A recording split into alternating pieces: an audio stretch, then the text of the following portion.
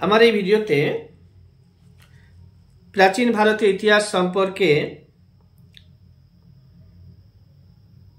অর্থাৎ এনসিয়েন্ট ইন্ডিয়ার সম্পর্কে অবজেক্টিভ আলোচনা করা হবে। যে প্রশ্নগুলো বারবার পরীক্ষাতে জিজ্ঞেস করা হয় সেগুলো আলোচনা করা হবে এই ভিডিওর মাধ্যমে। শুরু করা হচ্ছে। ভারতবর্ষকে নৃতত্ত্বের জাদুঘর কে বলেছিলেন? ডক্টর ভিনসেন্ট স্মিথ ভারতবর্ষকে নৃতত্ত্বের জাদুঘর বলেছেন। আবার বলা হয় ভারত হচ্ছে হিমালয়ের মানস কন্যা। হিমালয়ের কয়েকটি গিরিপথ দেখতে পাবো আমরা, যেগুলো ইতিহাসের সাথে খুবই যুক্ত ছিল, যেমন হচ্ছে Khyber pass, Bolan pass, Gomal pass, Khojak pass, Pir Panjal pass, Banihal pass. এই পাসগুলো হিমালয়ের কোন অংশে বা কোন রাজ্যে, বর্তমান কোন রাজ্যে অবস্থান করবে সেগুলো আমি জিওগ্রাফির ক্লাসে আলোচনা করব। পরীক্ষাতে আসে এই পাসগুলো জিজ্ঞাসা করা হয়, মনে রাখতে হবে। এবার হচ্ছে একাদশ শতাব্দীর শুরুতে আরবীয় পণ্ডিত আল বিরুনি ভারতে এসেছিলেন, ওটা আমি পরে আবার আলোচনা করছি। পরীক্ষাতে আসে ভারতবর্ষে প্রথম মানুষের আবির্ভাব হয় কতদিন আগে? তো এটা খ্রিস্টপূর্ব 3 থেকে 2 লক্ষ বছরের মধ্যে মানুষের আবির্ভাব হয়েছিল। আধুনিক মানুষ হোমো সাপিয়েন্স মানুষের আবির্ভাব ঘটেছিল আজকের থেকে 36,000 বছর আগে। এটা objective class, just one line হিসেবে আলোচনা করা হবে। এবার হচ্ছে নব্যপ্রস্তর যুগের মানুষ পশুকে পোষ মানাতে শেখে, আর গৃহপালিত পশুর প্রচলন শুরু হয়েছিল এই সময়টাতে, অর্থাৎ নব্যপ্রস্তর যুগে গৃহপালিত পশুর প্রচলন শুরু হয়। মানুষ প্রথম কুকুরকে পোষ মানিয়েছিল, কিন্তু প্রথম গৃহপালিত পশু হলো ভেড়া। মানুষ প্রথম কুকুরকে পোষ মানিয়েছিল, কিন্তু প্রথম গৃহপালিত পশু হলো ভেড়া। নব্যপ্রস্তর যুগের সবচেয়ে গুরুত্বপূর্ণ আবিষ্কার হলো চাকার আবিষ্কার। নব্যপ্রস্তর যুগের সবচেয়ে গুরুত্বপূর্ণ আবিষ্কার হচ্ছে চাকার আবিষ্কার। নব্যপ্রস্তর যুগের শেষের দিকে শুরু হয়েছিল তাম্রপ্রস্তর যুগ। যেগুলো খুবই আসে পরীক্ষাতে, যেগুলো দরকার সেগুলো এইখানে আলোচনা করা হবে। বাকি ক্লাস অফলাইন ক্লাসে ডিটেলস আলোচনা করা হবে। নব্যপ্রস্তর যুগের শেষ দিকে তাম্রপ্রস্তর যুগ শুরু হয়েছিল। ভারতের মানুষ প্রথম তামা ধাতুটির ব্যবহার করেছিল। আর হচ্ছে ভূপালের নিকট অর্থাৎ মধ্যপ্রদেশে ভীমবেটকা গুহা দেখতে পাবো আমরা। ভি আর আকাঙ্কের 1957 খ্রিস্টাব্দে এটি আবিষ্কার করেছিল। ভীমবেটকা কে পরীক্ষাতে বারবার জিজ্ঞেস করা হয়। এটা মধ্যপ্রদেশের ভূপালের কাছে রয়েছে, মনে রাখতে হবে। মধ্যপ্রদেশ রাজ্য 1950 খ্রিস্টাব্দের 26 তারিখে জানুয়ারি মাসে তৈরি হয়েছিল। মধ্যপ্রদেশ সম্পর্কে অর্থাৎ স্টেট ওয়াইজ আমার নোটিং আছে, যেগুলো ইউটিউবে আপলোড করে দিব, তোমরা দেখে নিতে পারবে।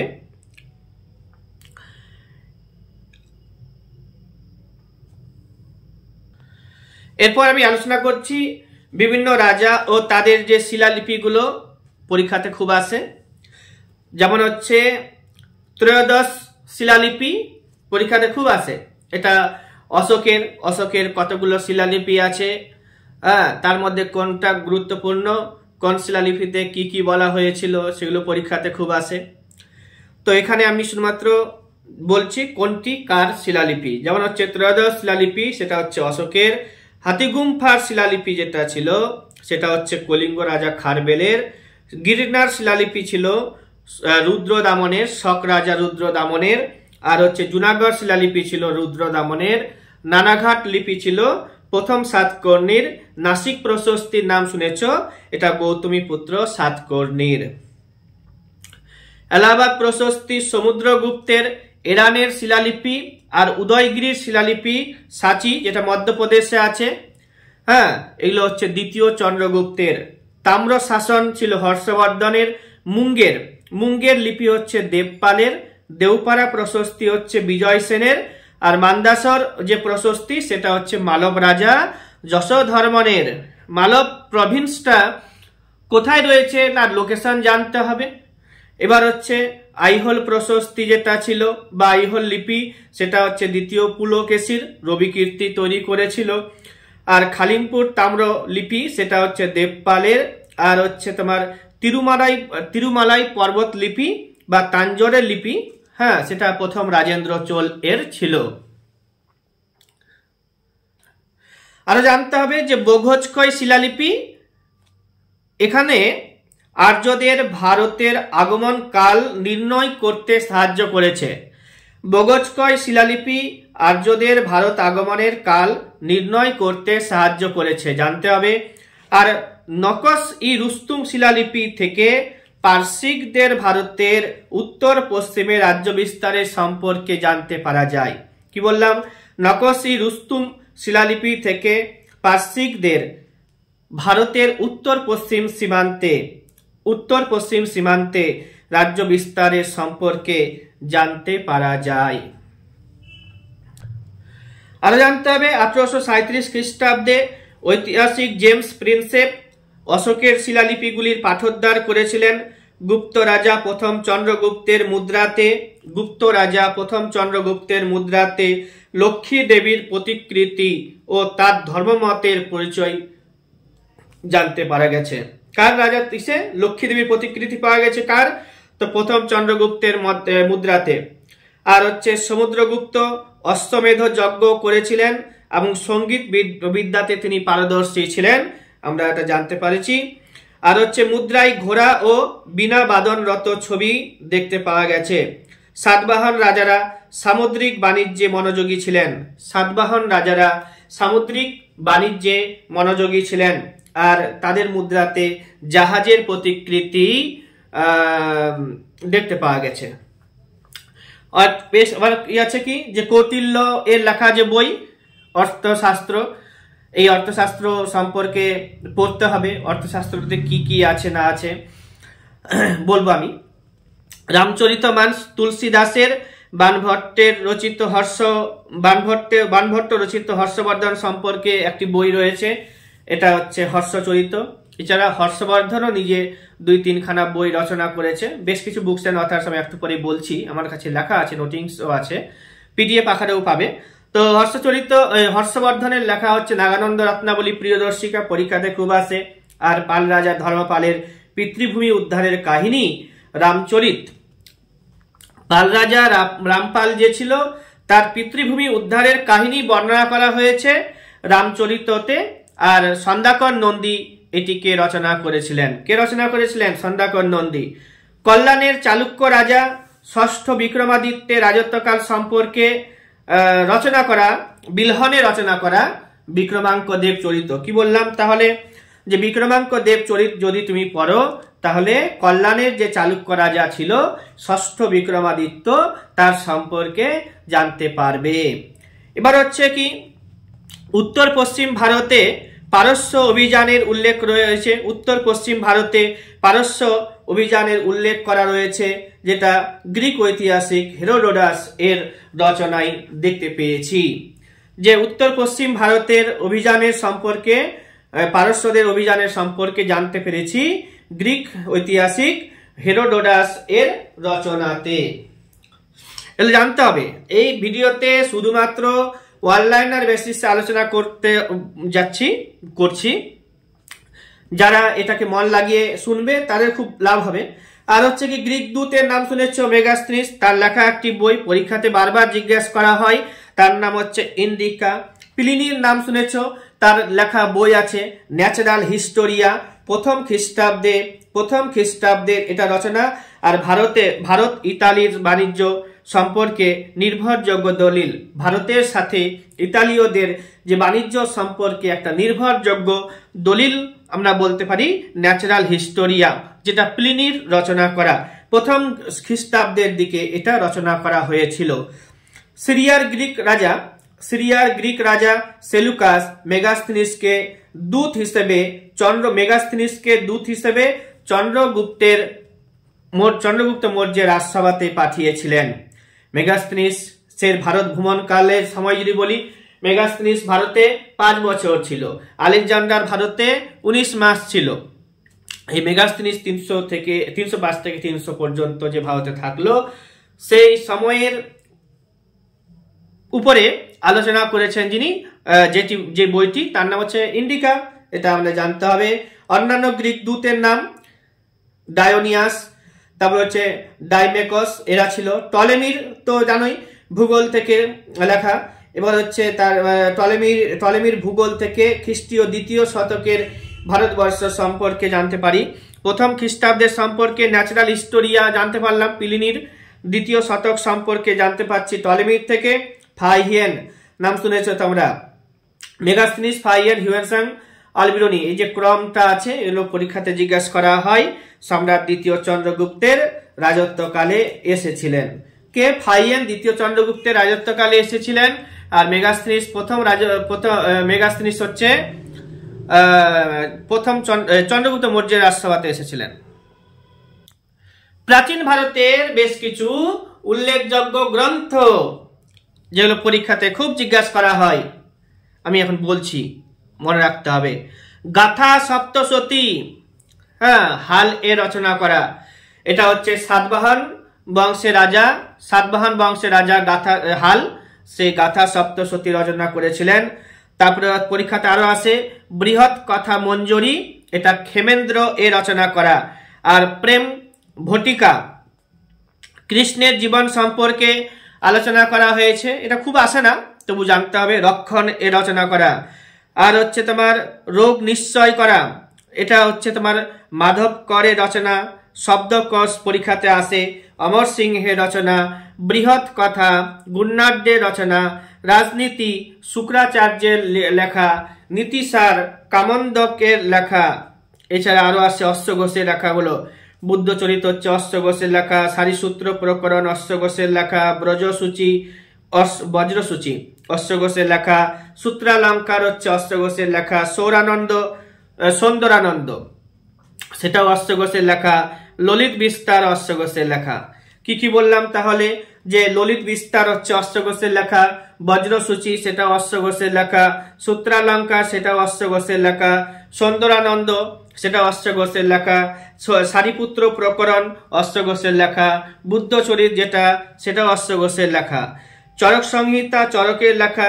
আর হচ্ছে তোমার কি শত সহস্রিকা, প্রজ্ঞা পারমিতা, মাধ্যমিকা সূত্র আর রত্নাকর, এগুলো সবই নাগার্জুন এর লেখা। শত সহস্রিকা, প্রজ্ঞা পারমিতা, মাধ্যমিকা সূত্রা বইটা পরীক্ষাতে খুবই আসে, নাগার্জুনের লেখা। সুশ্রুত সংহিতা সুশ্রুতের লেখা। দশকুমার চরিত দণ্ডির লেখা। মত্তবিলাস প্রহসন মহেন্দ্র বর্মনের লেখা। এগুলো আসে পরীক্ষাতে খুবই আসে। আয়ুর্বেদ দীপিকা, শব্দচন্দ্রিকা খুবই আসে, শব্দচন্দ্রিকা চক্রপাণি দত্তের লেখা। আর দানসাগর অদ্ভুত সাগরের নাম জানো? দানসাগর আর অদ্ভুত সাগর বল্লাল সেনের রচনা করা। এবার হচ্ছে দানসাগর অদ্ভুত সাগরের সাথে উত্তর সাগর আর প্রতিষ্ঠা সাগর, দুটো বইয়ের নাম আরো বেশি মনে রাখো, যে এগুলো পরীক্ষাতে আসে না, আসতেও পারে। এবার হচ্ছে কি রামচরিত জানোই, সন্ধ্যাকর নন্দী রচনা করা। আর হচ্ছে পবনদূত ধৈর লেখা। চন্দ্রচূড় চরিত যেটা হচ্ছে উমাপতি ধরের লেখা। সপ্তশতী যেটা গোবর্ধনের লেখা। আর গাথা সপ্তশতী যদি বলে হালের লেখা। চাচনামা গ্রন্থের রচয়িতা বালাজুরি। কিরাত্তাজনিয়ম গ্রন্থের রচয়িতা হচ্ছে ভারবি। পঞ্চতন্ত্রের রচয়িতা হচ্ছে বিষ্ণু শর্মা। দায়ভাগের রচয়িতা হচ্ছে জিমুদ বাহন। আর হচ্ছে সুকৃতি সংকীর্তন হচ্ছে অরিসিংহের লেখা। এবার হচ্ছে মিলিন্দ পানহ জানোই, নাগসেনের লেখা। তারপরে হচ্ছে মহাভাষ্য পতঞ্জলির লেখা, নাগানন্দ রত্নাবলী প্রিয়দর্শিকা, হর্ষবর্ধনের লেখা, এগুলো আমি একটু আগেই বললাম। অষ্টাধ্যায়ী কার লেখা? অষ্টাধ্যায়ী হচ্ছে পাণিনির লেখা। আর অভিজ্ঞান শকুন্তলম, মালবিকাগ্নিমিত্রম, মেঘদূতম, কুমার সম্ভবম, এই সমস্ত গ্রন্থগুলি হচ্ছে কালিদাসের লেখা। কি কি বললাম? যে অভিজ্ঞান শকুন্তলম, মালবিকাগ্নিমিত্রম, মেঘদূতম, আর হচ্ছে কালিদাস, কুমার সম্ভবম, এগুলো সব কালিদাসের রচনা। এবার হচ্ছে স্বপ্ন বাসব দত্তা জিজ্ঞেস করতে পারে, এটা ভাস এর লেখা। প্রবন্ধ চিন্তামণি, এটা গুজরাটের ইতিহাস সম্পর্কে আলোচনা করবে, এটা মেরুত্তুঙ্গের রচয়িতা। কথা সরিত সাগর, এটা সোমদেব এর রচনা করা। স্বপ্ন বাসব দত্তা ভাস এর লেখা, প্রবন্ধ চিন্তামণি, মার্তুঙ্গের রচয়িতা, কাদম্বরী, বানভট্টের রচনা। দশকুমার চরিত দণ্ডী রচনা করা। পঞ্চতন্ত্র বিষ্ণু শর্মার রচনা। সূর্য সিদ্ধান্ত বরাহমিহিরের রচনা। আর হচ্ছে পঞ্চ সিদ্ধান্তিকাও বরাহমিহিরের রচনা। রামচরিত সন্ধ্যাকর নন্দীর রচনা। আর রামচরিত মানস তুলসীদাস রচনা করা। মত্তবিলাস প্রহসন মহেন্দ্র বর্মনের লেখা। নীতিসার কামন্দ্রকের লেখা। রাজনীতি শুক্রাচার্যের লেখা।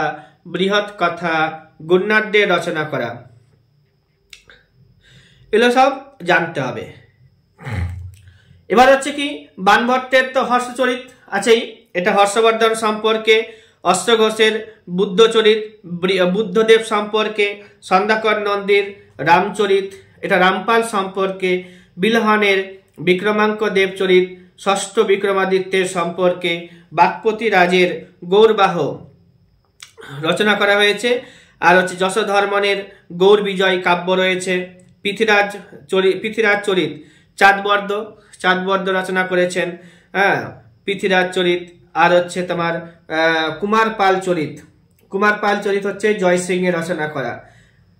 এগুলো খুবই আসে পরীক্ষাতে। সোমেশ্বরের হচ্ছে কীর্তি কৌমুদী পরীক্ষাতে আসে। প্রবন্ধ কোষ রাজশেখরের আছে, সেটাও পরীক্ষাতে আসে। বালচন্দ্রের বসন্ত বিলাস পরীক্ষাতে খুব আসে। আর হিন্দি কবি সারঙ্গাধরের হামির রাস, এগুলো অত আসে না, তবে জানতে হবে। আর হচ্ছে অশ্বঘোষের গুলো খুবই পরীক্ষাতে আসে। দায়ভাগের তো বললামই, জিমুদ বাহনের রচনা করা। অষ্টাধ্যায়ী পাণিনির। আর নাট্যশাস্ত্রের রচয়িতা হচ্ছে ভরতমুনি, এগুলো পরীক্ষাতে আসে।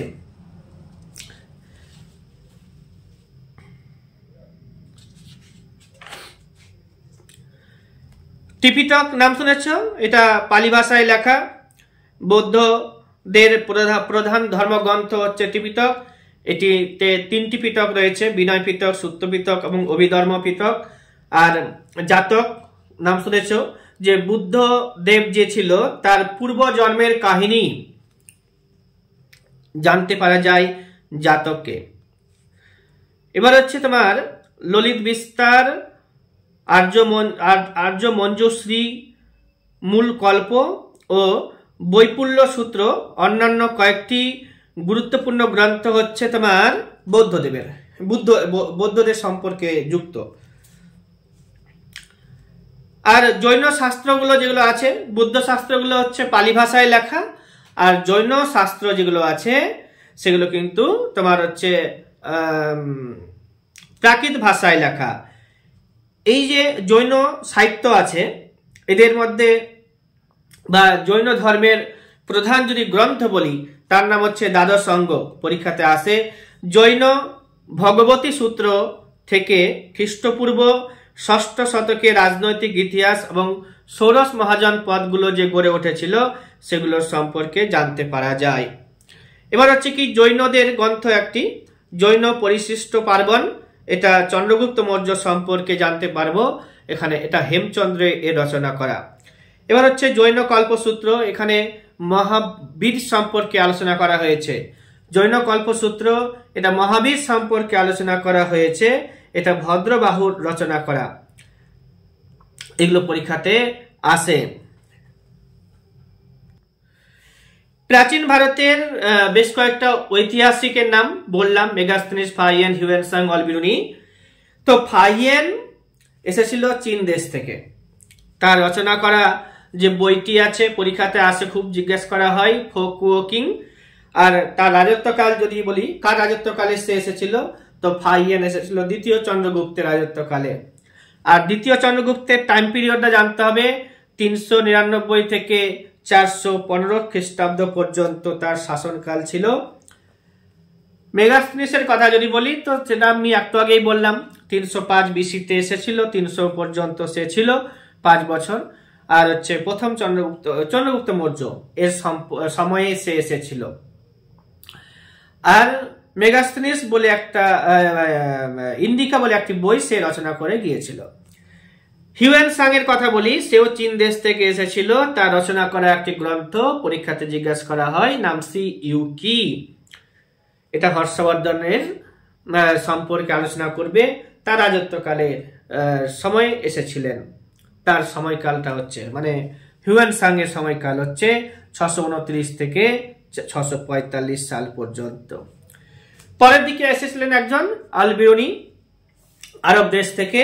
তার লেখা যে বইটি আছে তাওকিকি হিন্দ বা কিতাব উল হিন্দ, তাওকিকি হিন্দ বা কিতাব উল হিন্দ, তিনি কিন্তু সুলতান মাহমুদের সাথে এসেছিলেন, সুলতান মাহমুদের সাথে এসেছিলেন। আর 1017 থেকে 1025 খ্রিস্টাব্দ পর্যন্ত তিনি ভারতে ছিলেন।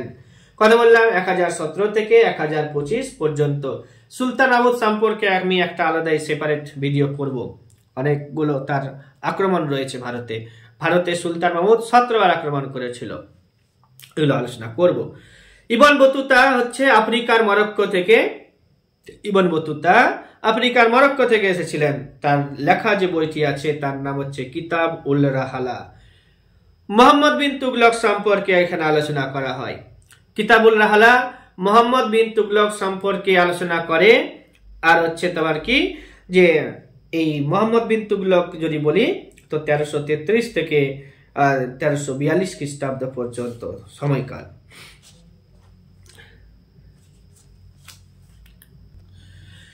প্রাচীন ভারতের ইতিহাস পড়লে আমরা বেশ কিছু মুদ্রার সাথে পরিচিত হব। তো যেমন হচ্ছে নিস্ক ও মনা, দুটো মুদ্রা বৈদিক যুগে প্রচলিত ছিল। নিস্ক এবং মনা হচ্ছে স্বর্ণ মুদ্রা, পরীক্ষাতে জিজ্ঞাসা করা হয় কখনকার, এটা তো বৈদিক যুগের। এবার হচ্ছে একটি মুদ্রা ছিল, তার নাম হচ্ছে পুরাণ বা ধারণ, 32 রতির, এটা রূপালী মুদ্রা বা রৌপ্য মুদ্রা। এটা আমরা মনুস্মৃতি যে বইটি আছে সেখান থেকে আমরা জানতে পেরেছি যে প্রাচীন ইতিহাসে পুরাণ বা তোমার হচ্ছে ধারণ নামেরও মুদ্রা ছিল। কারসাপন মুদ্রাটা খুবই পরিচিত আমাদের কাছে, ইতিহাস পড়লেই হবে জানতে পারবো দক্ষিণ ভারতের ইতিহাস। এটা দক্ষিণ ভারতের স্বর্ণ ও রৌপ্য মুদ্রা। কারসাপনটা হচ্ছে দক্ষিণ ভারতের স্বর্ণ এবং রৌপ্য মুদ্রা। এবার হচ্ছে কি কাহপান, দক্ষিণ ভারতের স্বর্ণ ও রৌপ্য মুদ্রা। এটা সোনার মুদ্রাও হয়, এটা রূপালী মুদ্রাও হয়, মানে রূপার মুদ্রাও হয়। হচ্ছে সুবর্ণ, এটা স্বর্ণ মুদ্রা। এটা বৌদ্ধ গ্রন্থে উল্লেখ করা রয়েছে সুবর্ণ নামের মুদ্রার কথা। পতিন নামের মুদ্রা পাবে দেখতে প্রাচীন ভারতের ইতিহাস পড়তে গেলে। এটা সাতবাহনদের প্রচলিত মুদ্রা, সাতবাহনদের মুদ্রা পতিন। সুবর্ণ হচ্ছে বৌদ্ধ গ্রন্থে উল্লেখিত স্বর্ণ মুদ্রা। কাহপান হচ্ছে দক্ষিণ ভারতের স্বর্ণ ও রৌপ্য মুদ্রা। কারসাপন হচ্ছে দক্ষিণ ভারতের স্বর্ণ ও রৌপ্য মুদ্রা। এবার হচ্ছে তোমার নিস্ক মনা, বৈদিক যুগীয় মুদ্রা, সোনার মুদ্রা। উল্লেখযোগ্য রাজাদের বেশ কিছু উপাধি পরীক্ষাতে বারবার জিজ্ঞেস করা হয়, সেগুলো আমি বলে দেব এখনই, তোমরা মনে রাখবে। বিম্বিসার এর উপাধি পরীক্ষাতে জিজ্ঞাসা করা হয়। শ্রেণিক বা সেনিয়া বিশেষ পরীক্ষাতে জিজ্ঞেস করেছে। শ্রেণিক বা সেনিয়া হচ্ছে বিম্বিসারের উপাধি। অজাতশত্রু তার ছেলে, তার উপাধি হচ্ছে কুনিক। চন্দ্রগুপ্ত মৌর্য উগ্রসেন উপাধি নিয়েছিলেন।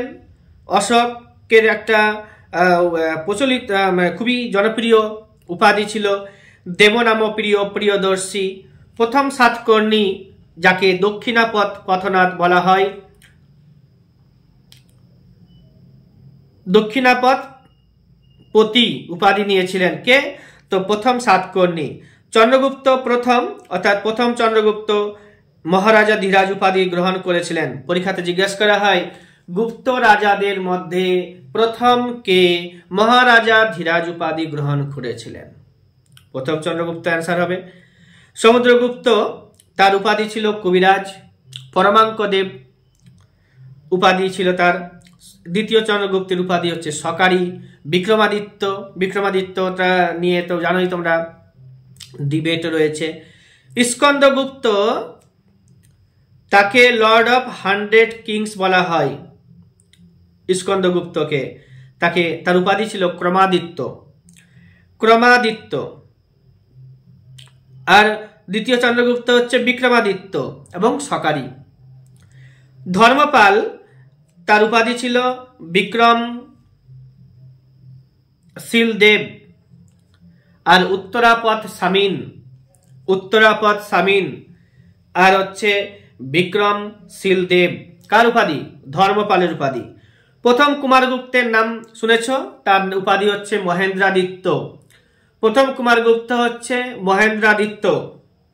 এলো বিসিএস এর উপরে, মানে বিসিএস এর মতো করে আলোচনা। বিসিএস পড়তে গেলে এই ধরনের প্রশ্নগুলোকে জিজ্ঞাসা করে, খুব সুন্দর করে দেখতে হবে। স্লোলি বলছি।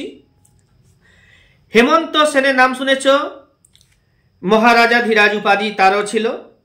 দ্বিতীয় চালুক্য রাজা দ্বিতীয় পুলকেশীর নাম শুনেছ? তাকে দক্ষিণাপদ পথনাথ পরমেশ্বর উপাধি দেওয়া হয়েছিল। কল্যাণের চালুক্য বিক্রমাদিত্য যে ষষ্ঠ বিক্রমাদিত্য উপাধি গ্রহণ করেছিল। তারপরে হচ্ছে তোমার কি, প্রথম নরসিংহ বর্মন মহামল্ল বাতাপি কণ্ড উপাধি ধারণ করেছিল। প্রথম নরসিংহ বর্মন মহামল্ল বাতাপি কণ্ড উপাধি ধারণ করেছিল। রাজেন্দ্র চোল গঙ্গাই কণ্ড চোল উপাধি গ্রহণ করেছিল। মহাপদ্মনন্দ তার উপাধি হচ্ছে একরাট। মহাপদ্মনন্দ একরাট এবং সর্বক্ষত্রান্তক উপাধি গ্রহণ করেছিল। বিন্দুসার হচ্ছে তোমার অমিত্রাঘাত উপাধি গ্রহণ করেছিল। বিন্দুসার হচ্ছে অমিত্রাঘাত উপাধি গ্রহণ করেছিল। শ্রেণিক হচ্ছে বিম্বিসারের উপাধি। কুনিক হচ্ছে কার অজাতশত্রুর উপাধি। উগ্রসেন চন্দ্রগুপ্তের উপাধি। প্রিয়দর্শী সবাই জানি অশোকের উপাধি। দক্ষিণাপদ পতি হচ্ছে প্রথম সাতকর্ণীর উপাধি। মহারাজা ধীরাজ হচ্ছে প্রথম চন্দ্রগুপ্তের উপাধি। কবিরাজ হচ্ছে সমুদ্রগুপ্তের উপাধি। সকারি ও বিক্রমাদিত্য দ্বিতীয় চন্দ্রগুপ্তের উপাধি। ক্রমাদিত্য স্কন্দগুপ্তের উপাধি। মহেন্দ্রাদিত্য প্রথম কুমারগুপ্তের উপাধি। বিক্রমশীল দেব হচ্ছে তোমার ধর্মপালের উপাধি। মহারাজা ধীরাজ হেমন্ত সেনের উপাধি। এগুলো সব আমি বললাম, বারবার পড়বে।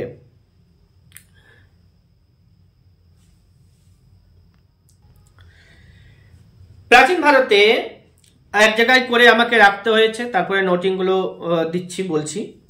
বিভিন্ন রাজাদের আমলে, প্রাচীন ভারতে বিভিন্ন রাজাদের আমলে গুণী পণ্ডিত ও ব্যক্তিদের নাম একটু বলে দিচ্ছি।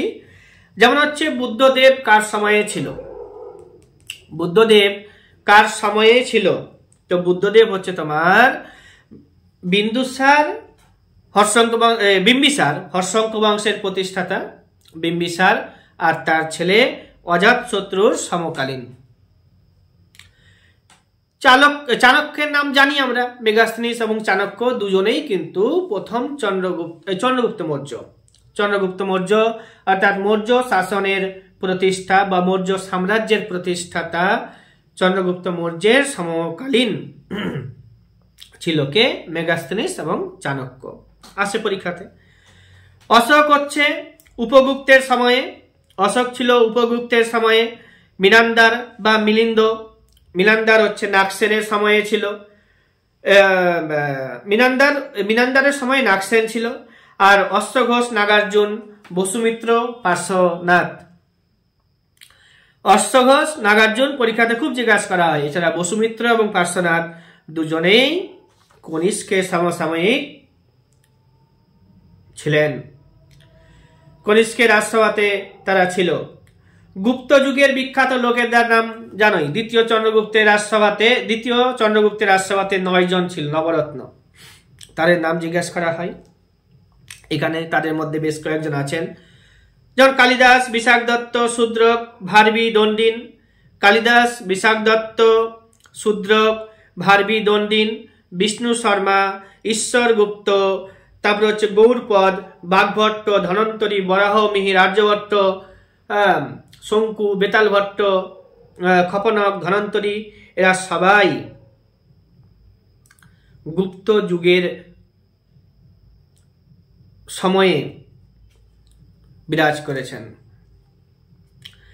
এবার হর্ষবর্ধনের সময়ে বাণভট্ট, এটাই নাম মনে রাখতে হবে। এছাড়া জয়সেন, ময়ূক, দিবাকর এরা ছিল, তো বাণভট্টই রাখো মনে।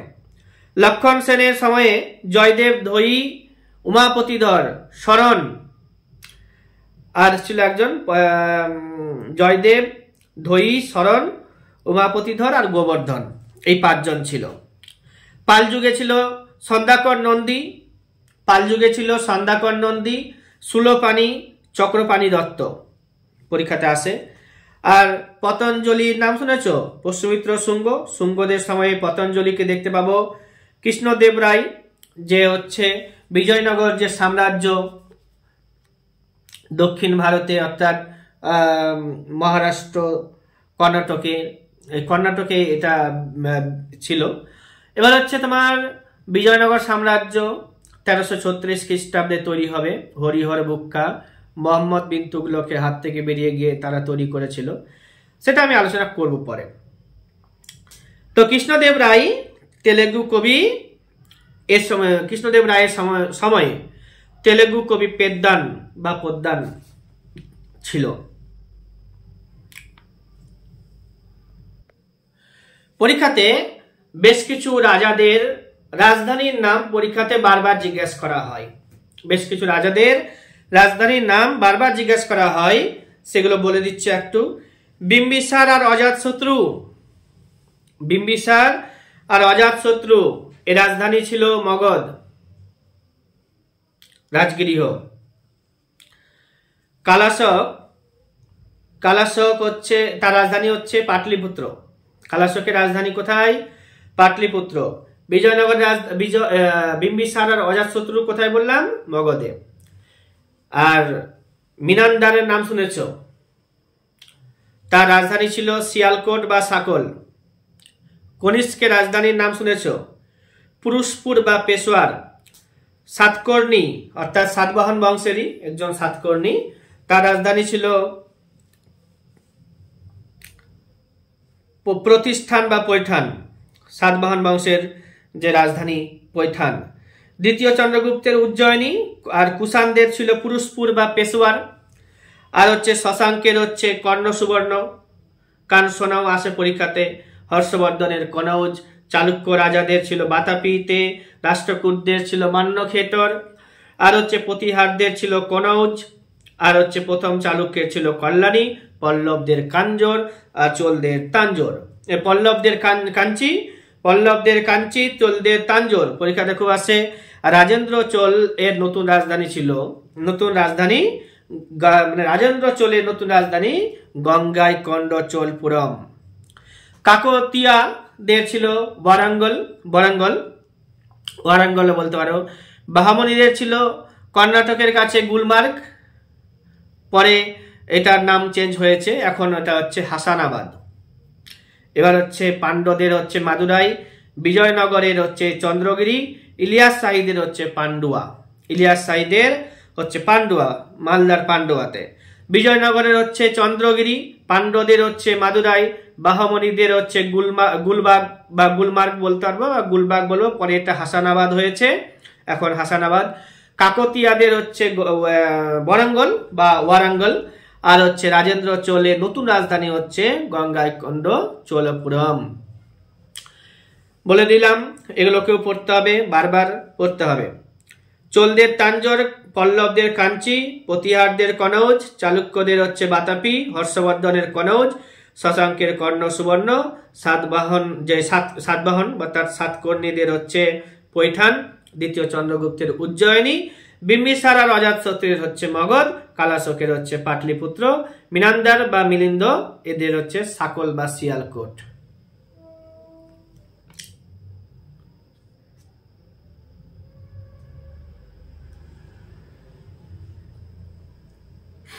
বিভিন্ন রাজবংশের বা সাম্রাজ্যের প্রতিষ্ঠাতার নাম জিজ্ঞাসা করা হয়, যেগুলো বারবার জিজ্ঞাসা করা হয় সেগুলো নোট করা হয়েছে।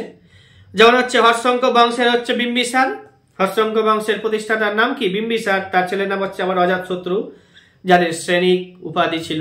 বিম্বিসারের শ্রেণিক, অজাতশত্রু হচ্ছে কুনিক।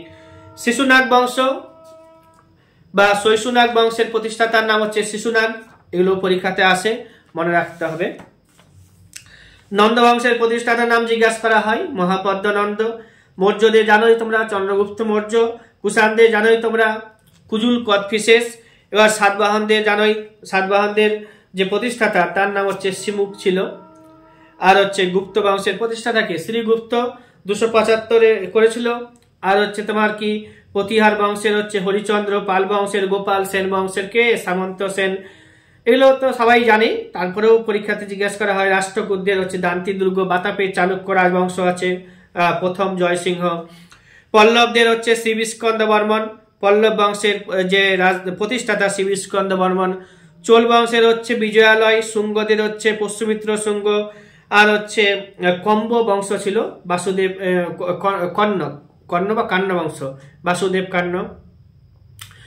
এবার হচ্ছে দাস বংশ, খলজি বংশগুলো 5টা বংশ ছিল, সেগুলো আমি এবার পরের ভিডিওতে বলবো। তো দাস বংশ এখানে কয়েকটা নাম আছে, যেমন দাস বংশ 1290 থেকে 1206 থেকে 90 সাল পর্যন্ত, এরা হচ্ছে ইলাহাবাদী তুর্কি, এদের প্রতিষ্ঠাতা হচ্ছে কুতুবুদ্দিন আইবক। খলজি বংশের যে প্রতিষ্ঠাতা ছিল তার নাম হচ্ছে জালালউদ্দিন খলজি, পরবর্তীতে বিখ্যাত রাজা আলাউদ্দিন খলজি সারা ভারত দখল করে নিয়েছিল। সেটাও আলাউদ্দিন খলজির উপরে আলাদাই দিতে হবে ভিডিও একটা, মানে খলজি বংশের উপরে দিয়েছি আমি এর আগেও অফলাইনে। এবার হচ্ছে তোমার কি সৈয়দ বংশের প্রতিষ্ঠাতা হচ্ছে খিজির খাঁ। লোদি বংশের হচ্ছে বহুলুল লোদি, বাহামনিদের হচ্ছে হাসান গঙ্গু বা আলাউদ্দিন বাহমন শাহ। আর বিজয়নগর সাম্রাজ্যের প্রতিষ্ঠাতা হচ্ছে হরিহর বুক্কা। আর ইলিয়াস শাহী বংশের প্রতিষ্ঠাতা হচ্ছে শামসুদ্দিন ইলিয়াস শাহ। যারা এই ভিডিওগুলো দেখার সুযোগ পাবে তারা খুবই ভালো ফল করতে পারে। আমি আরেকবার বলবো এই নামগুলো, বংশগুলোকে। যেমন হচ্ছে বিভিন্ন রাজবংশের বা সাম্রাজ্যের প্রতিষ্ঠাতা, সাম্রাজ্যের নাম প্রথমে বলবো, তারপরে বলবো প্রতিষ্ঠাতা। যেমন হচ্ছে হর্ষঙ্ক বংশের প্রতিষ্ঠাতার নাম হচ্ছে বিম্বিসার।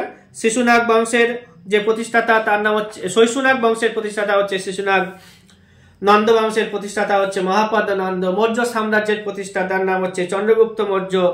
আর কুষাণ বংশের প্রতিষ্ঠাতা হচ্ছে কুজুল কদফিসেস। সাতবাহন বংশের প্রতিষ্ঠাতা হচ্ছে সেমুক। গুপ্ত বংশের হচ্ছে শ্রীগুপ্ত। প্রতিহার বংশের হচ্ছে হরিচন্দ্র। পাল বংশের প্রতিষ্ঠাতা গোপাল। সেন বংশের প্রতিষ্ঠাতা হচ্ছে সামন্ত সেন। বাতাপির চালুক্য হচ্ছে প্রথম জয়সিংহ। রাষ্ট্রকূট বংশের হচ্ছে দান্তি দুর্গ। কল্যাণের চালুক্য তো তৈল বা দ্বিতীয় তৈলব বলা হয় লোকটাকে। পল্লব বংশের হচ্ছে শ্রীবিষ্কন্দ বর্মন। চোল বংশের প্রতিষ্ঠাতা কে? ওই চোলদের হচ্ছে বিজয়ালয়, হ্যাঁ, আর বিজয়ালয় চোল। আর যেটা দাস বংশের কুতুবুদ্দিন আইবক। খলজি বংশের জালালউদ্দিন খলজি, পরের সম্রাট হবে আলাউদ্দিন খলজি। তুগলক বংশের হচ্ছে গিয়াসউদ্দিন তুগলক। সৈয়দ বংশের হচ্ছে খিজির খাঁ। লোদি বংশের বহুলুল লোদি। বাহমনি সাম্রাজ্যের প্রতিষ্ঠাতা হচ্ছে আলাউদ্দিন বাহমন শাহ। বিজয়নগর সাম্রাজ্যের প্রতিষ্ঠাতা হরিহর বুক্কা। আর ইলিয়াস শাহী বংশের প্রতিষ্ঠাতা হচ্ছে শামসুদ্দিন ইলিয়াস শাহ। ইলিয়াস শাহী বংশের প্রতিষ্ঠাতা হচ্ছে শামসুদ্দিন ইলিয়াস শাহ।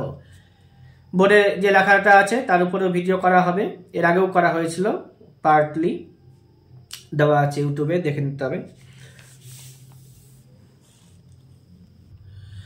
এখানে আমি প্রাচীন ও মধ্যযুগের স্থাপত্য ভাস্কর্য এর উপরে নোটিং রয়েছে, আমি এগুলো বলে দেব যে কোন স্থাপত্য ক্রিয়াগুলো কার করা বা কোন যুগে এটা করা হয়েছিল।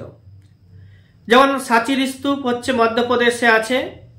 সাচির স্তূপ যেটা মধ্যপ্রদেশে আছে সেটা কিন্তু করেছে অশোক। সারনাথের স্তম্ভ চূড়া এটাও করেছে অশোক। অদন্তপুরী বিশ্ববিদ্যালয় এটা ধর্মপালের। বিক্রমশিলা বিশ্ববিদ্যালয় ধর্মপালের। ইলোরাতে যে কৈলাসনাথের মন্দির আছে, ইলোরাতে যে কৈলাসনাথের মন্দির আছে সেটা কিন্তু তৈরি করেছে রাষ্ট্রকূট রাজা প্রথম কৃষ্ণ। ইলোরাতে কৈলাসনাথের মন্দির তৈরি করেছে রাষ্ট্রকূট রাজা প্রথম কৃষ্ণ। মহাবলীপুরমে রথের মন্দিরগুলো পল্লব রাজা প্রথম নরসিংহ বর্মন করেছিলেন। তাঞ্জোরের রাজরাজেশ্বর মন্দির রাজরাজ চোল করেছেন। তাঞ্জোরের রাজরাজেশ্বরের মন্দির রাজরাজ চোল করেছেন। বিরূপাক্ষ মন্দির, যেটা কর্ণাটকের হাম্পি শহরে থাকবে, এটা চালুক্য রাজা দ্বিতীয় বিক্রমাদিত্য করেছিলেন। বিরূপাক্ষ মন্দির এটা কর্ণাটকের হাম্পির কাছে থাকবে, এটা চালুক্য রাজা দ্বিতীয় বিক্রমাদিত্য করেছিলেন। এলিফ্যান্টার গুহা মহারাষ্ট্রতে আমরা দেখতে পাবো, এটা চালুক্য যুগের কীর্তি। কাঞ্চিতে কৈলাসনাথের মন্দির আছে, কাঞ্চিতে কৈলাসনাথের মন্দির আছে, এটা প্রথম পল্লব রাজা দ্বিতীয় নরসিংহ বর্মন, পল্লব রাজা দ্বিতীয় নরসিংহ বর্মন করেছিলেন কাঞ্চির কৈলাসনাথের মন্দির। ইলোরার হচ্ছে গুহা মন্দিরগুলো আছে, ইলোরার গুহা মন্দিরগুলোর যে দেওয়ালের চিত্রগুলো রয়েছে, এটা রাষ্ট্রকূটদের শিল্পকলা, পরীক্ষাতে জিজ্ঞাসা করবে। বাতাপির বিষ্ণু মন্দির আছে, বাতাপির বিষ্ণু মন্দির এরা বাতাপির চালুক্য রাজা মঙ্গলেশ করেছিলেন, বাতাপির চালুক্য রাজা মঙ্গলেশ এগুলো করেছিলেন। খাজুরাহের মন্দির চান্দেল্য রাজা, খাজুরাহের মন্দির এটা চান্দেল্য রাজা ধঙ্গ, খাজুরাহের মন্দির চান্দেল্য রাজা ধঙ্গ করেছিলেন। অজন্তার গুহা চিত্রগুলি গুপ্ত যুগে তৈরি হয়েছিল, অজন্তার গুহা চিত্রগুলো গুপ্ত যুগে তৈরি হয়েছিল, অজন্তার গুহা চিত্রগুলো গুপ্ত যুগে তৈরি হয়েছিল। বাতাপির বিষ্ণু মন্দির বাতাপির চালুক্য রাজা মঙ্গলেশ করেছিলেন। খাজুরাহের মন্দির যেগুলো আছে সেগুলো চান্দেল্য রাজা ধঙ্গ করেছিলেন। ভুবনেশ্বর, উড়িষ্যাতে যে ভুবনেশ্বর আছে ওইখানে লিঙ্গ রাজার মন্দির দেখতে পাবে, করবংশীয় রাজাদের আমলে এগুলো তৈরি হয়েছিল। পুরীতে দেখতে হবে জগন্নাথের মন্দির, পুরীতে দেখতে হবে জগন্নাথের মন্দির, সেটা গঙ্গা রাজা অনন্ত বর্মন চোরগঙ্গ তৈরি করেছিল। পুরীতে যে জগন্নাথ মন্দির আছে সেগুলো হচ্ছে গঙ্গা রাজা অনন্ত বর্মন চোরগঙ্গ তৈরি করেছিল। কোণার্কের সূর্য মন্দির গঙ্গাই রাজা প্রথম নরসিংহ বর্মন করেছিল। আঙ্কর ভাটের বিষ্ণু মন্দির কম্বোজের রাজা দ্বিতীয় সূর্য বর্মন, কম্বোজ রাজা দ্বিতীয় সূর্য বর্মন করেছিলেন। জাভাতে রয়েছে বরবুদুরের স্তূপ, এগুলো হচ্ছে শৈলেন্দ্র রাজাদের কীর্তি। জাভাতে রয়েছে বরবুদুরের স্তূপ, এগুলো শৈলেন্দ্র রাজাদের কীর্তি। আর কুতুব মিনার যেটা তৈরি করতে শুরু করেছিল কুতুবউদ্দিন আইবক, কিন্তু শেষ করতে পারেনি কুতুবউদ্দিন আইবক, পরবর্তীতে তার জামাই ইলতুৎমিশ এটা শেষ করেছিলেন নির্মাণ কার্য। আলাই দরওয়াজা, এটাও পরীক্ষাতে আসে, আলাই দরওয়াজা তৈরি করেছে আলাউদ্দিন খলজি। আলাই দরওয়াজা তৈরি করেছিল কে? আলাউদ্দিন খলজি। আদিনা মসজিদ সিকান্দার শাহ, ইলিয়াস শাহী বংশের, ইলিয়াস শাহী বংশ একটু আগে বললাম যেটা পান্ডুয়াতে রয়েছে, সেই ইলিয়াস শাহী বংশের সুলতান সিকান্দার শাহ আদিনা মসজিদ তৈরি করেছিলেন। গৌড়ের ছোট সোনা মন্দির দেখেছো, যে যারা গৌড়ের মালদায় বসবাস করে দেখেছে হয়তো। গৌড়ের ছোট সোনা মন্দির হুসেন শাহ তৈরি করেছিল। বড় সোনা মসজিদ নসরত শাহ তৈরি করেছিল। এবার পান্ডুয়াতে 1 লাখী মসজিদ আছে, সেটা নসরত শাহ তৈরি করেছিল। হাজার মন্দির বিটল স্বামী মন্দির আর হচ্ছে হাজার মন্দির বিটল স্বামী মন্দির, এটা হচ্ছে বিজয়নগরের শিল্প দর্শন, রাজা কৃষ্ণদেব রায় এর আমলে এটা হয়েছিল। আর কোয়াতুল ইসলাম মসজিদ কুতুবউদ্দিন আইবক তৈরি করেছিল। জামাতখানা মসজিদ আলাউদ্দিন খলজি তৈরি করেছিল। গুজরাটে রয়েছে বুলন্দ দরওয়াজা ফতেপুর সিকরির কাছে, ফতেপুর সিকরিতে আলাউদ্দিন খলজি আকবর তৈরি করেছিল। হুমায়ুনের সৌধটাও আকবর তৈরি করেছিল। শেখ সেলিম চিশতির সমাধি সেটা আকবর তৈরি করেছিল। সেকেন্দ্রাবাদে আকবরের সমাধি রয়েছে, সেটাও আকবর তৈরি করেছিল। আগ্রার যে প্রাসাদ রয়েছে আকবরই তৈরি করেছিল। মতি মসজিদ, দেওয়ানি আম, দেওয়ানি খাস, খাসমহল, তাজমহল, ময়ূর সিংহাসন এগুলো কিন্তু শাহজাহান তৈরি করেছিল। জুম্মা মসজিদ দিল্লিতে রয়েছে, এটাও শাহজাহান তৈরি করেছিল। দিলওয়ারা মন্দির মাউন্ট আবুতে রয়েছে রাজস্থানে, দিলওয়ারা মন্দির মাউন্ট আবুতে রয়েছে রাজস্থানে, সোলাঙ্কি রাজারা তৈরি করেছিল।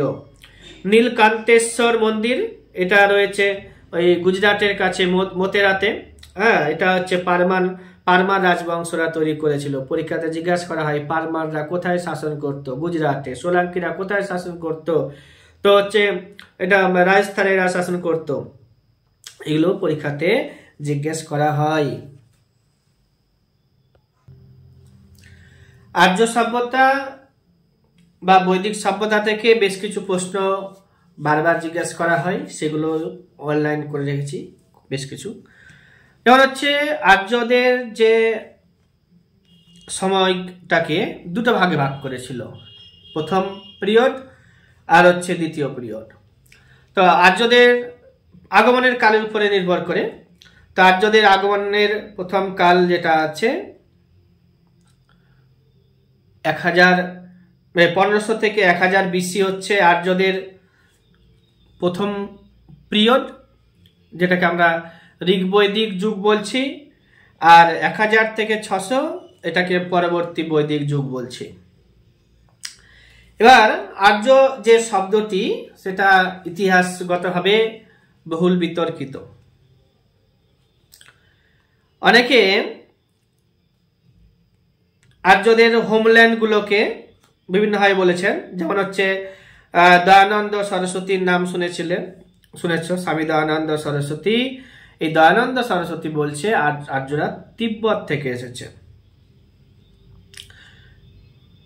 বালগঙ্গাধর তিলকও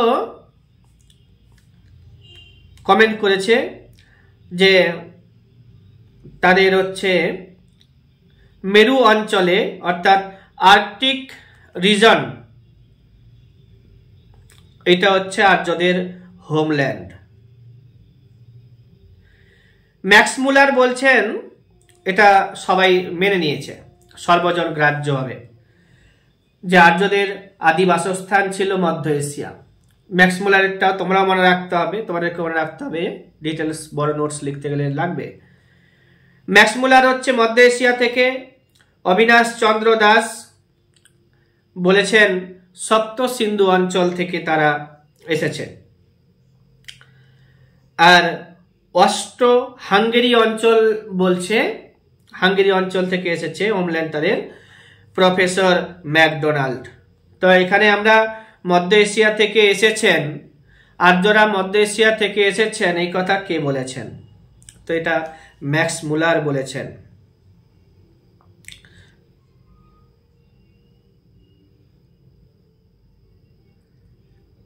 এবার ঐতিহাসিক এশিয়াটিক সোসাইটির প্রতিষ্ঠাতা স্যার উইলিয়াম জোন্স বলছেন যে সংস্কৃত ভাষাটি ইন্দো ইউরোপীয় ভাষাগোষ্ঠীর একটি শাখা মাত্র।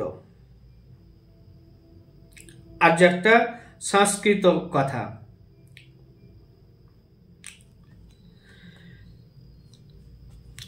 এবার ঋগ্বৈদিক যুগে বেশ কিছু দেবতাদের নাম আমরা পাবো,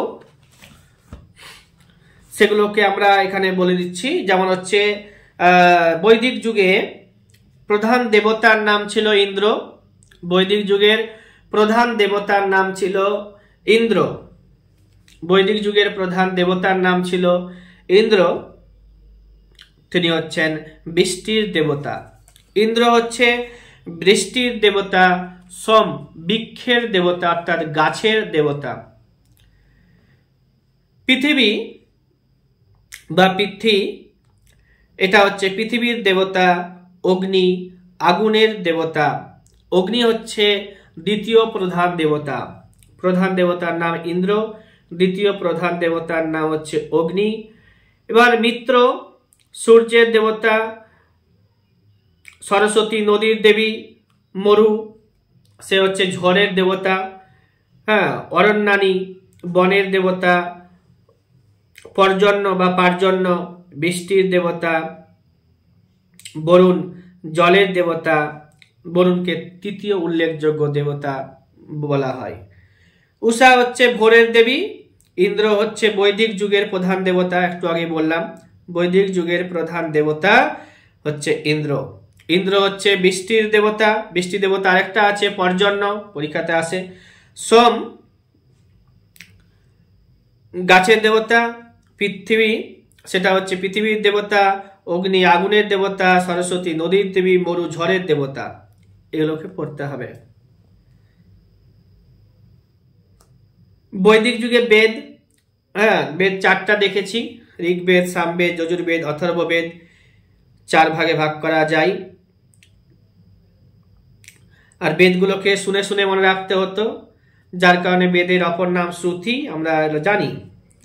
আর বৈদিক যুগে বেশ কিছু ব্যবহৃত আরো শব্দ আছে, সেগুলো আমরা বলবো। যেমন হচ্ছে তোমার বৈদিক যুগে যারা ব্রাহ্মণ তাদেরকে দ্বিজ বলা হতো, বৈদিক যুগে যারা ব্রাহ্মণ তাদেরকে দ্বিজ বলা হতো। আর বৈদিক যুগে ব্যবসায়ী সমিতিগুলোকে গিল্ড বলা হতো, বৈদিক যুগে ব্যবসায়ী সমিতিগুলোকে গিল্ড বলা হতো। সেনাপতি যারা হতেন তাদেরকে সেনানী বলা হতো, অর্থাৎ সেনানী, সেনাপতি। বজ্রপতি বজ্রের প্রধান, গ্রামণী গ্রামের প্রধান। ইস্পা বলা হতো কাদের, SPA ইস্পা বলা হতো কাদেরকে, তো এটা বলা হতো যারা গুপ্তচর, গুপ্তচরদের ইস্পা বলা হতো। অয়স বলা হতো এক ধরনের ধাতুকে, কৃষ্ণায়স, হ্যাঁ তো এটা হচ্ছে লোহাকে বলা হতো। ব্রিহি বা বৃষি এটা শস্যদের বলা হতো, শস্য ধান শস্য। সভা ও সমিতি দুটো রাজনৈতিক সংগঠন দেখা দিয়েছিল বৈদিক যুগে। সভা যেটা হাউস অফ এল্ডার্সদের জন্য ছিল, আর হচ্ছে সমিতি হচ্ছে হাউস অফ জুনিয়র বলা হতো। এখানে সবাই ছেলে মেয়ে উপস্থিতি দেখা যেত, কিন্তু সভাতে দেখা যায়নি। উগ্র হচ্ছে, উগ্র বলতে পুলিশদেরকে বোঝাতো। গ্রাম্যবাদীন বলতে বোঝাতো গ্রামের যারা বিচারক হতো তাদেরকে বলা হতো গ্রাম্যবাদীন, গ্রামের যারা বিচারক তাদেরকে বলা হতো গ্রাম্যবাদীন। গোপ হচ্ছে গ্রাম 20 জন ছিল, তো গোপ হচ্ছে জনের প্রধানদেরকে গোপ বলা হতো। পুরন্দর হচ্ছে দুর্গ বা বন্দর ধ্বংসকারী দেবতা। আর হচ্ছে নিষ্ক মনা, একটু আগেই পড়লাম, সোনার মুদ্রা, এক ধরনের মুদ্রা। আর অগ্ন, হ্যাঁ অগ্ন যাকে কিল্ট করা যায় না, যাকে হত্যা করা যায় না, তো এটা হচ্ছে গরুকে বলা হতো। এবার হচ্ছে গাব শব্দের অর্থ, গাব বলতো সে সময় গাভীকে, জন বলা হতো সম্প্রদায়কে। উগ্র বলতে পুলিশকে বললাম, গোপ বলতে জনের প্রধানকে বললাম। বাদ ধ্বংসকারী যারা থাকে তাদেরকে বলা হয় বত্রিঘ্ন।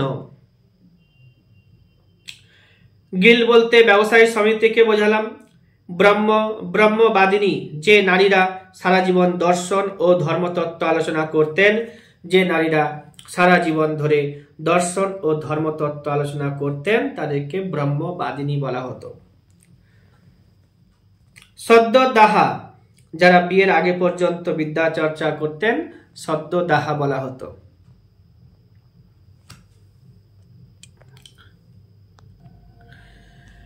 আর্যরা ধর্মের মাধ্যমে, ধর্ম পালনের মাধ্যমে প্রাকৃতিক শক্তিকে সন্তুষ্ট করে রাখতে চাইতো। আর্যরা কিন্তু মূর্তি পূজা করতেন না, সে সময় প্রচলিত হয়নি। আর্যদের প্রধান ফসল ছিল যব বা গম, পরীক্ষাতে বারবার জিজ্ঞেস করেছে। আর দেখা গেল ইন্দ্র, সোম, পৃথ্বী, অগ্নি, মরু, পর্জন্য, বরুণ ইত্যাদি নামগুলো দেখে বুঝতে পারলাম যে সে সময় পুরুষ দেবতাদের আধিক্য বেশি ছিল। আর্য ধর্মের মূল কথা হচ্ছে প্রকৃতি পূজা। ধর্মাচরণের মাধ্যম একমাত্র পথ ছিল এরা যজ্ঞ করত। ধর্মাচরণের একমাত্র পথ ছিল যজ্ঞ। আর্য ধর্মের মূল কথা প্রকৃতির পূজা করা, পুরুষ দেবতাদের প্রাধান্য বেশি ছিল, তারা মূর্তি পূজা করতেন না, আর ধর্মের মাধ্যমে প্রাকৃতিক যে শক্তি আছে, প্রাকৃতিক যে শক্তি, সেগুলোকে সন্তুষ্ট করে রাখতে চাইতেন।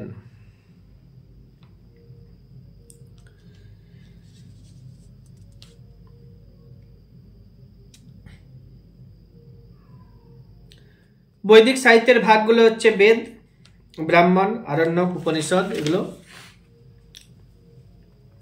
সে সময় বেদাঙ্গ স্মৃতি, বেদাঙ্গ ছিল 6টি তাদের: শিক্ষা, ছন্দ, ব্যাকরণ, নিরুক্ত, জ্যোতিষ এবং কল্প। আর মনুস্মৃতি, নারদ স্মৃতি, যাজ্ঞবাল্ক স্মৃতি, বৃহস্পতি, পরাশর, কাত্তায়ন, এগুলো দেখতে পেয়েছি। আর মহাকাব্য বলতে সে সময় রামায়ণ, মহাভারত ছিল। পুরাণের সংখ্যা ছিল 18টি, তার মধ্যে মৎস্য পুরাণ হচ্ছে সব থেকে প্রাচীন। উপবেদ গুলো 4টি ছিল তাদের, যেমন হচ্ছে একটা আয়ুর্বেদ, ধনুর্বেদ, গান্ধর্ব বেদ, আর একটা হচ্ছে শিল্পবেদ। উপবেদ ছিল 4টি, দর্শন ছিল তাদের 6টি, স্বরদর্শন, পরীক্ষাতে এগুলো আসে। আর ঋগ্বেদ হচ্ছে প্রাচীনতম বেদ, হ্যাঁ, 1500 থেকে 1000 BC তে এটা রচনা করা হয়েছিল। আর সরস্বতী নদীর তীরে ঋগ্বেদ রচনা করা হয়েছিল শোনা যায়, জানা যায়। ঋগ্বেদে 1028টি শ্লোক রয়েছে। ঋগ্বেদের গুরুত্বপূর্ণ অংশ ছিল গায়ত্রী মন্ত্র, যা সাবিত্রীর উদ্দেশ্যে গাওয়া হয় বা পাঠ করা হয়। ঋগ্বেদের আবৃত্তিকার যারা ছিল ঋগ্বেদের সময়, ঋগ্বেদ আবৃত্তিকার, ঋগ্বেদ যারা বলতো, আবৃত্তি করত, তাদেরকে বলা হতো হোত্রী। ঋগ্বেদে ওং শব্দটি সবথেকে বেশিবার উচ্চারিত হয়েছে। ঋগ্বেদে ওং শব্দটি সবথেকে বেশিবার উচ্চারিত হয়েছে, যা 1028 বার।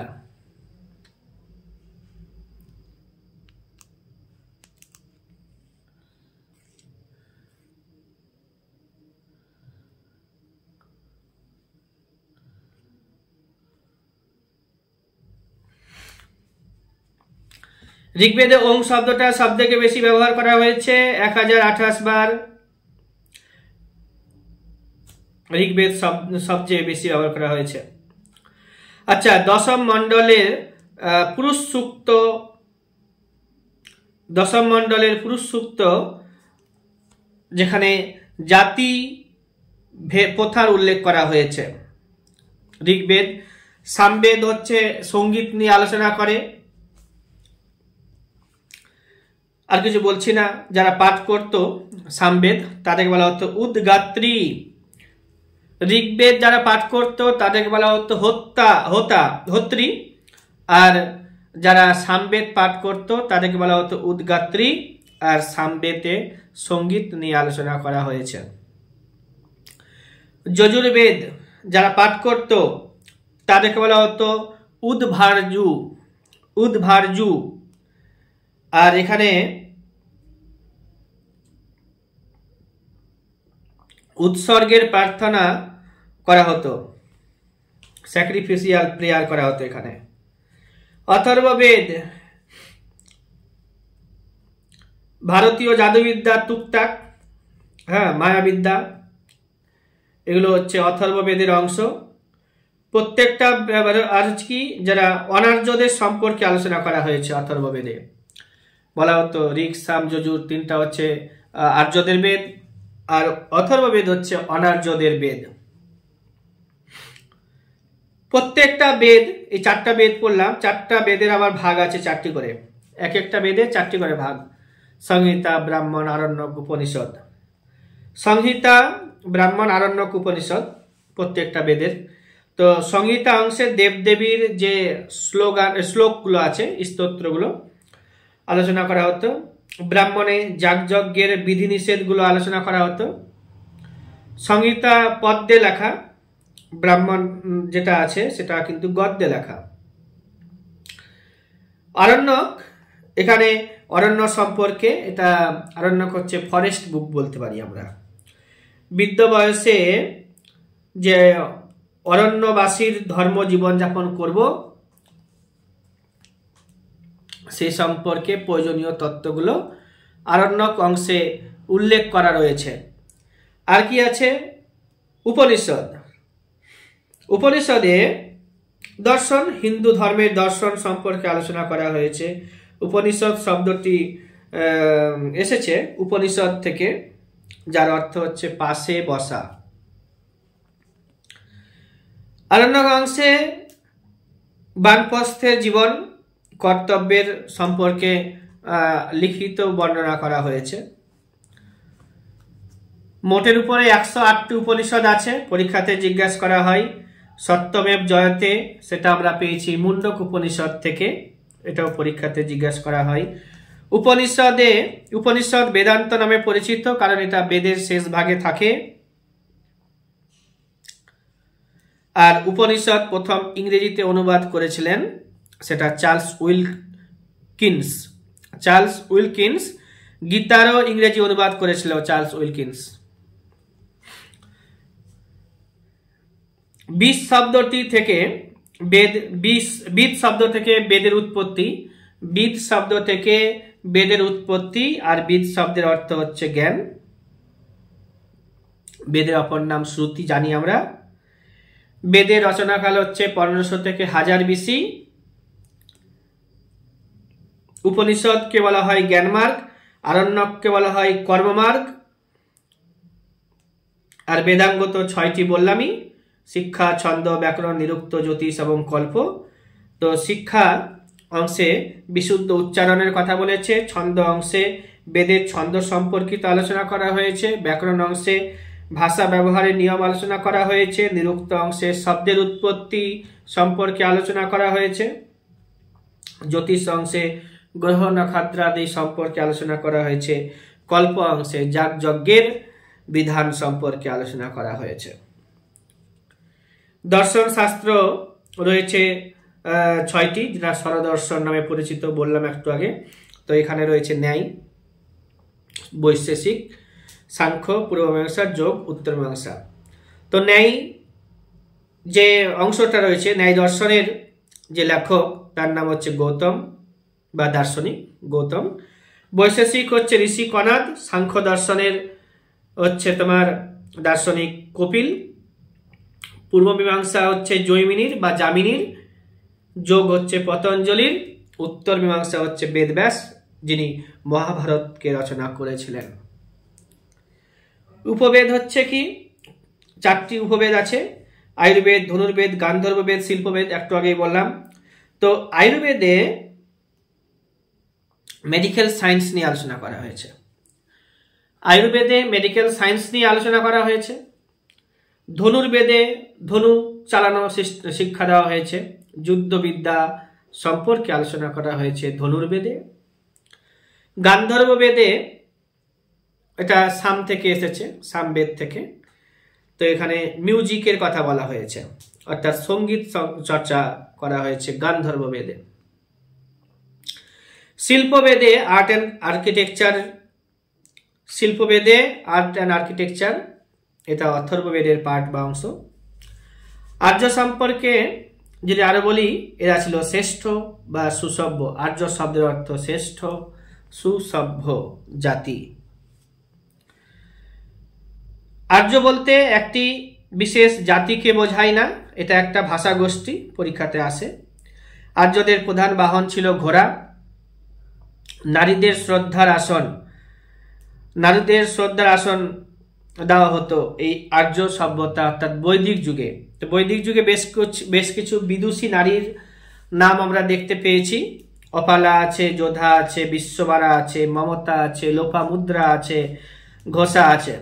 অপালা, যোধা, বিশ্ববারা, মমতা, লোপামুদ্রা, ঘোষা, এরা সবাই বিদুষী নারী বৈদিক যুগের। ঋগ্বেদে বর্ণিত আর্য সভ্যতাকে আদি বৈদিক সভ্যতা বলা হয়। এটা গ্রাম কেন্দ্রিক সভ্যতা। বৈদিক সভ্যতা হচ্ছে গ্রাম কেন্দ্রিক সভ্যতা। সিন্ধু সভ্যতা আমরা পড়েছি, সেই সিন্ধু সভ্যতা হচ্ছে কিন্তু নগর কেন্দ্রিক সভ্যতা। সমাজের মূল ভিত্তি একান্নবর্তী পরিবার। এখানে একান্নবর্তী পরিবার দেখতে পেয়েছি আমরা। পিতৃতান্ত্রিক সমাজ দেখতে পেয়েছি, পিতাকে গৃহপতি বলা হতো আর্যদের সময়ে।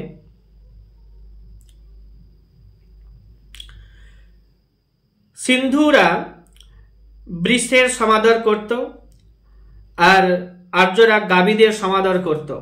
সিন্ধু সভ্যতার যুগের মানুষরা বৃষের সমাদর করত, আর্যদের যুগে গাভীদের সমাদর করত।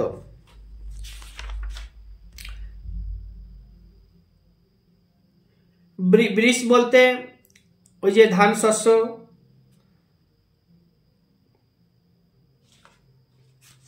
অগ্ন যাকে কিল্ট করা যায় না, সেটা হচ্ছে গরু। আচ্ছা, এগুলো জানবে, পড়বে। পিতৃতান্ত্রিক সমাজ, পিতাকে গৃহপতি বলা হচ্ছে। সমাজের মূল ভিত্তি ছিল একান্নবর্তী পরিবার। ঋগ্বেদে বর্ণিত আর্য সভ্যতাকে আদি বৈদিক সভ্যতা বলা হতো। এখানে এটা কিন্তু গ্রাম কেন্দ্রিক সভ্যতা ছিল। চতুর্বর্ণ এখানে দেখতে পাওয়া গেছে, ব্রাহ্মণ, ক্ষত্রিয়, বৈশ্য, শূদ্র। ব্রাহ্মণ যারা যাগযজ্ঞ করত, পূজা অর্চনা করত। ক্ষত্রিয়রা যুদ্ধ বিগ্রহ করত, বৈশ্যরা ব্যবসা বাণিজ্য করত, কৃষি কাজের সাথে যুক্ত ছিল। শূদ্ররা সেবামূলক কাজের সাথে অর্থাৎ পরিষেবার সাথে যুক্ত ছিল।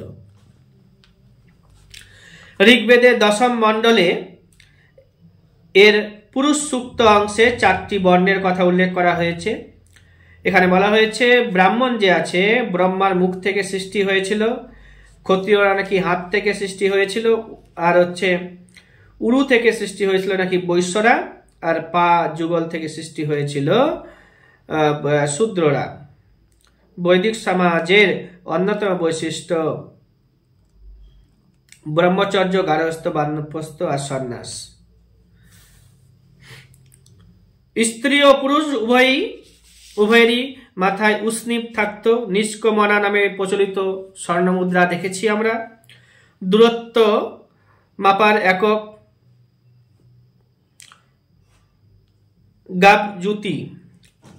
গাবজুতি হচ্ছে দূরত্ব মাপার একক, আর হচ্ছে তোমার গোধূলি হচ্ছে সময় মাপার একক।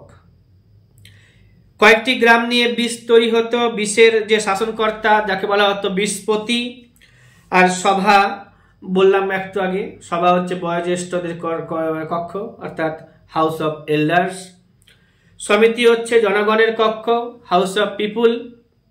যেমন আমাদের পার্লামেন্ট রয়েছে, হাউস অফ, ওখানে রাজ্যসভা রয়েছে, হাউস অফ এল্ডার্স। লোকসভা রয়েছে, house of commons, house of পিপুল।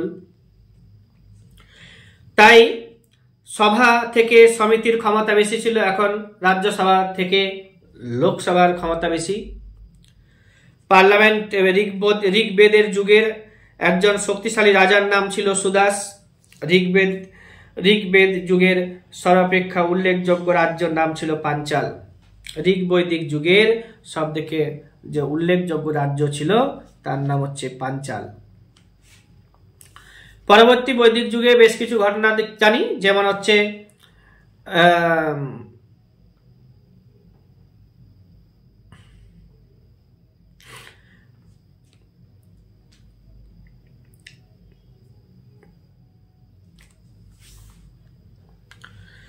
পরবর্তী বৈদিক যুগকে অনেকে মহাকাব্যের যুগ বলেন। বাল্মীকি রামায়ণ এবং ব্যাসদেব যে ছিল সে মহাভারত রচনা করেছিল পরবর্তী বৈদিক যুগে। এই যুগের দুইজন বিদুষী মহিলার নাম যদি বলি তো গার্গী আর মৈত্রেয়ী। মহাভারতের যুগে ব্রহ্মা অর্থাৎ লেটার বৈদিক যুগে ব্রহ্মা, বিষ্ণু, শিব এই সমস্ত দেবতাদের স্থান পায়। আর শতপথ ব্রাহ্মণে রাজাকে দৈব সত্যের অধিকারী বলে অভিহিত করা হয়েছে।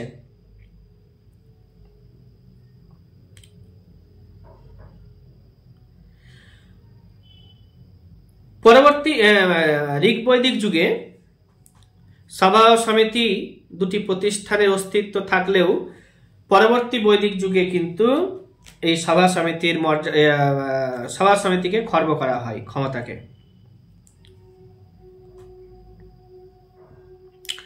বাল্যবিবাহ, বহুবিবাহ, বর্ণভেদ প্রথার ব্যাপক প্রচলন শুরু হয়েছিল পরবর্তী বৈদিক যুগে। মহাকাব্য যুগের উল্লেখযোগ্য ব্যক্তি হয়েছিলেন এই সময় শ্রীকৃষ্ণ। আর্যরা 2000 থেকে 1500 খ্রিস্টপূর্বাব্দের মধ্যে ভারতে এসে সপ্ত সিন্ধু অর্থাৎ আর্য আফগানিস্তান থেকে পাঞ্জাব পর্যন্ত অঞ্চলে বসবাস শুরু করেছিল। সপ্ত সিন্ধু বলতে যে 7টা নদীকে বোঝাচ্ছে সেটা হচ্ছে সরস্বতী, বিপাশা, ইরাবতী, চন্দ্রভাগা, বিতস্তা, সিন্ধু, ঝিলাম, হ্যাঁ, আর হচ্ছে তোমার সরস্বতী। সরস্বতী নদীতে এখন নাই, শুকিয়ে গেছে। আর্যরা ভারতবর্ষে লৌহ যুগের সূত্রপাত করেছিল 1000 BC-তে। আর্যরা ভারতবর্ষে লৌহ যুগের সূত্রপাত করেছিল 1000 BC-তে। আর হিটাহিট জাতি মিশরের, এরা প্রথম লোহা এবং ঘোড়ার ব্যবহার করে শিখেছিল। আর্যরা মৃতদেহকে দাহ করত। এরা যাযাবর ছিল। এরা কিন্তু পশুপালনও করত, আবার কৃষি কাজের সাথেও যুক্ত ছিল। এরা ছিল মিক্সড প্যাস্টোরাল অ্যান্ড এগ্রিকালচারাল ইকোনমিকে ফলো করত। এরা মিক্সড ইকোনমি ফলো করতো, অর্থাৎ প্যাস্টোরাল অ্যান্ড এগ্রিকালচারাল ইকোনমিকে ফলো করত। ঋগ্বেদে 176 বার গাব কথার উল্লেখ করা হয়েছে। গাভিষ্টি ইন সার্চ অফ কাউ। প্রথম বাল্যবিবাহ প্রথমে ঋগ্বেদের প্রথম দিকে অর্থাৎ ঋগ্বৈদিক যুগে বাল্যবিবাহ ছিল না। বিধবা বিবাহ, প্রথমে বাল্যবিবাহ ছিল না, বিধবা বিবাহ ছিল। বশিষ্ঠ ও বিশ্বামিত্র ছিলেন বৈদিক যুগে শ্রেষ্ঠ 2 জন পুরোহিত। গীতার শ্লোক রয়েছে এখানে 700টি।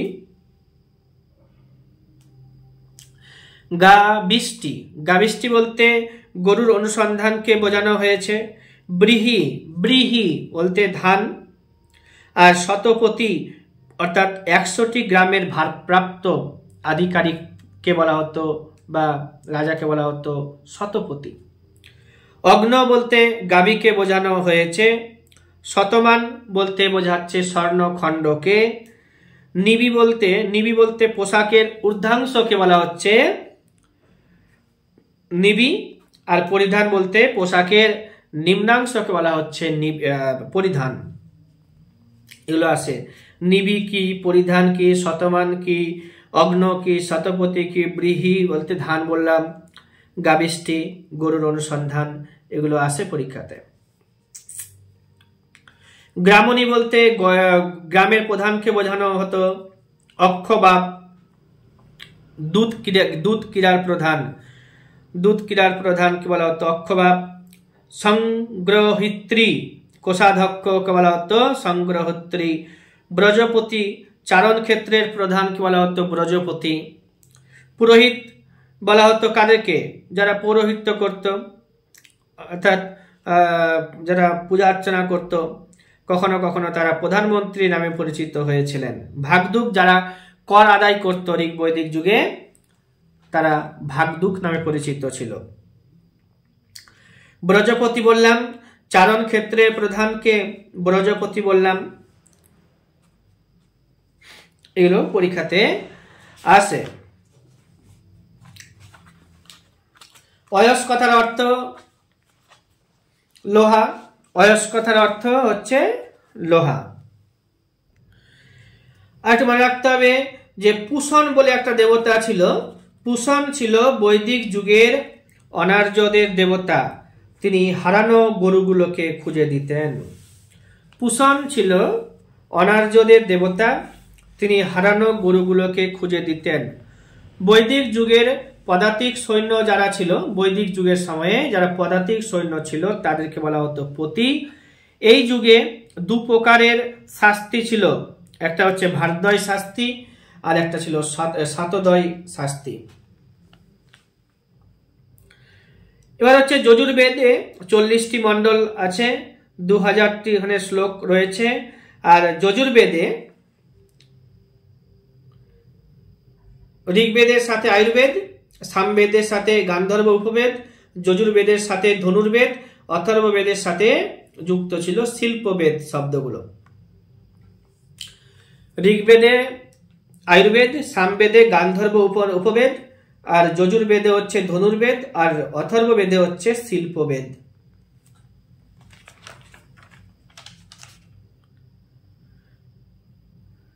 কুরুক্ষেত্রের যুদ্ধ সম্ভবত 1000 BC সময়ে হয়েছিল, তবে এই যুদ্ধের কাল গণনা করা ঐতিহাসিকদের পক্ষে সম্ভব হয়নি।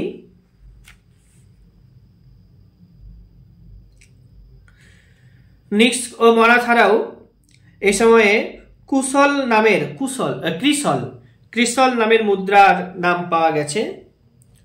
বেদ শব্দটি বিদ থেকে এসেছে, যার অর্থ হলো জ্ঞান।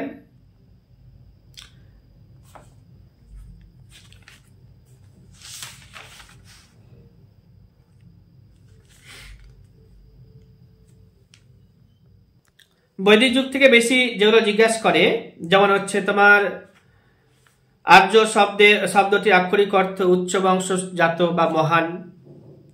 আর্য বলতে বোঝানো হয়েছে একটি ভাষা গোষ্ঠীকে, যেগুলো একটু আগে আলোচনা করলাম।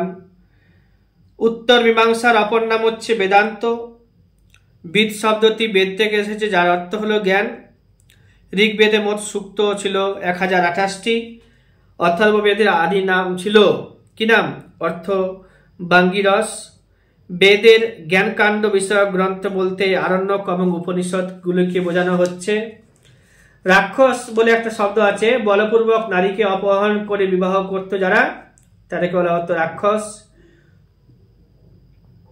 আর অসুর অর্থের বিনিময়ে কোনো অশুভ ব্যক্তির সাথে কন্যার বিবাহ, অর্থের বিনিময়ে কোনো অশুভ ব্যক্তির সাথে কন্যার বিবাহ দিলে আসুর বলা হতো। এক্ষেত্রে পিতা অর্থের জন্য কন্যাকে বিক্রি করে দিতেন বলে জানা যায়।